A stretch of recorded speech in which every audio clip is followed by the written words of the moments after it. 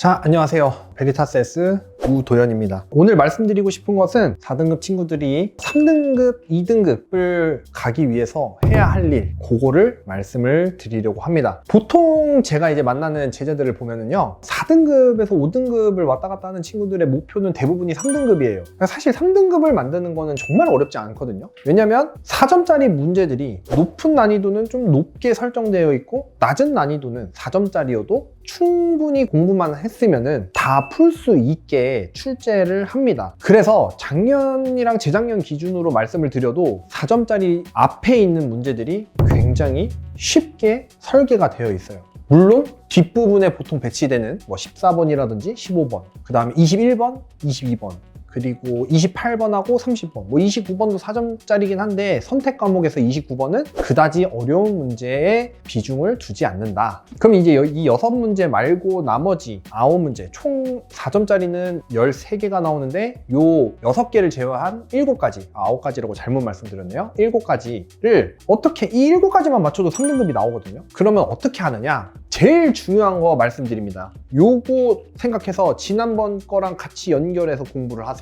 오늘은 좀 더 외부적인 내용으로 말씀드리려고 합니다. 요것만 지키셔도 여러분들이 굉장히 수월하게 3등급을 받는 길로 갈 수가 있습니다. 뭐냐? 공부 범위 있죠? 공부 범위를 줄이세요. 뭔 소리야 저게? 공부를 많이 해야지. 공부 범위를 줄이라는 거는요, 요 근래 출제되는 문제들의 방향성과 어떤 스타일들이 있습니다. 꽤 옛날 가나형 시절이라든지 아니면 제가 수능을 볼 때라든지 이럴 때는 유형의 다양성이 너무 넓었어요. 그러니까 문제의 높고 낮음, 난이도의 높고 낮음의 문제가 아니고 문제의 스타일들이 너무나 다양했기 때문에 많은 양들을 공부를 했었어야 돼요. 근데 지금은 문제의 스타일과 유형들이 약간 고착화되어 있습니다. 그러니까 여러분들이 시중에서 푸는 문제들의 대부분은 내신에서만 볼 수 있지 수능에서는 볼 수가 없는 유형들이 절반 이상이에요. 그런데 내가 그 시중에 있는 교재를 사서 문제를 푸는데 전체 다 푼다? 그러면 사실상 50%는 내가 다른 데에 시간을 쓰는 거예요. 그래서 저는 우리 친구들을 공부를 시킬 때 그런 유형들은 다 제외를 하고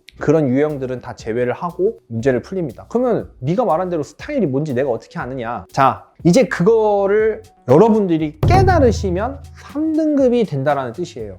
유형이 요만큼밖에 안 되네. 우린 요만큼의 단원에서 문제 유형도 요만큼인데 실제 출제되는 문제들은 요 안에서만 내네. 요걸 깨닫는 순간 여러분은 문제를 보는 눈이 생긴다는 거거든요. 그럼 그 문제 보는 눈은 어떻게 키우고 교재를 어떻게 설정하느냐? 여러분들 이제 우리 연계 교재 수능 특강을 보시면 알 거예요. 수능 특강에서도 거기에 있는 유형들이 거의 다 대부분 문제로 반영되진 않습니다. 연계율 50%라고는 하는데, 근데 수능 특강이나 수능 완성을 풀면 문제의 유형들이 보여요. 딱 그런 유형들에서 출제를 할 거거든요. 나중에 기회가 되시면 수능 특강, 수능 완성하고 일반적인 이 시중에서 파는 문제풀이 교재들이랑 비교를 한번 해보세요. 그러면 유형들이 필요 없는 것들이 보일 겁니다. 비교해 보시면 수능 특강이나 수능 완성에 있는 유형들을 보고 시중 교재에 있는 문제들을 보면은 이 유형들은 거의 나오지 않는구나 라는 생각을 할 거예요. 그리고 자이 스토리 이런 거 얘기하면 안 되나? 그 기출문제집 같은 거 있잖아요. 여러분들 자주 보는 그 기출문제집 중에 2020학년도 즉 가나형 시절에 있었던 문제들 중에 대부분은 요 근래는 출제를 하지 않습니다. 그러니까 여러분들은 기출문제 중에 딱 지금까지 나왔던 5년 정도에 되는 그 범위 안에 있는 문제들만 파고드시면서 공부를 해도 3등급은 나옵니다. 이건 정말 제가 장담할 수 있어요.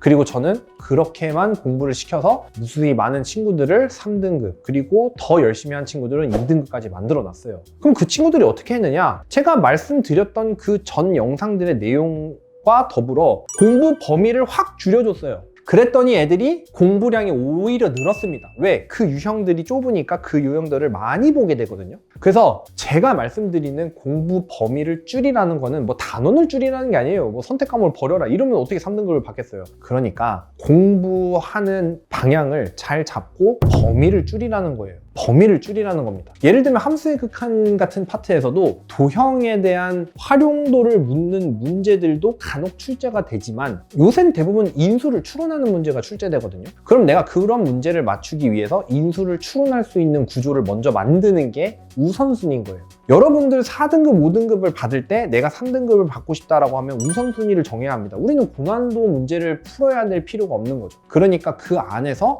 해당되는 유형들, 자주 나오는 유형들, 아주 그리고 간단한 이 유형들을 파악을 해서 그 문제를 풀 수 있게 먼저 내 몸을 만들라는 겁니다. 내 공부 범위를 늘리는 건요, 그 다음 일이에요. 근데 그 범위도 공부를 안 하니까 안 나오는 거죠. 그리고 이만큼의 범위를 공부를 해야 된다는 그 압박감 때문에 공부를 안 하게 되는 거예요. 그러니까 제가 말씀드렸잖아요. 공부의 범위를 내가 한 단원에서 나올 수 있을 만한 유형들을 대하는 그 범위를 굉장히 좁혀서 일단 그것부터 공부를 하셔야 됩니다. 그것만 공부하셔도 3등급이 나와요. 왜? 여러분들이 더 많이 공부하게 될 거거든요. 범위가 좁으니까 압박감이 없어.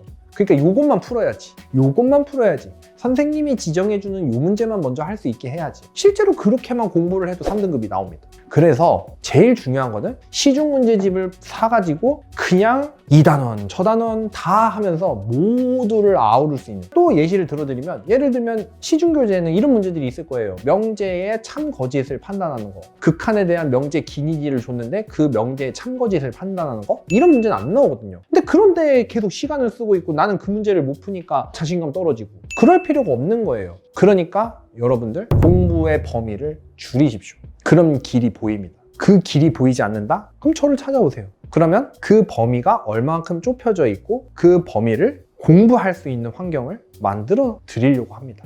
그렇게 만들어 주고 있고요. 그래서 자, 나는 4등급, 5등급이야. 많은 문제를 풀 필요가 없어. 나는 범위를 좁혀서 요 문제만 풀 거야. 그 문제들, 4점짜리 중에 쉽게 출제될 수 있을 만한 그 유형들, 그것만 쏙쏙 뽑아서 공부를 하시는 게 좋습니다.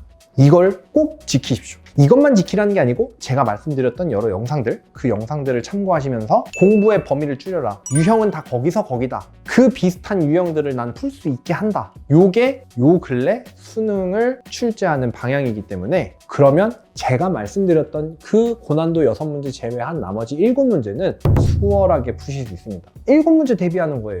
물론 당연히 2점짜리, 3점짜리를 맞춰야겠죠. 그러니까 우리는 익숙한 유형을 많이 만들기 위해 공부 범위를 좁혀야 합니다. 명심하십시오. 감사합니다.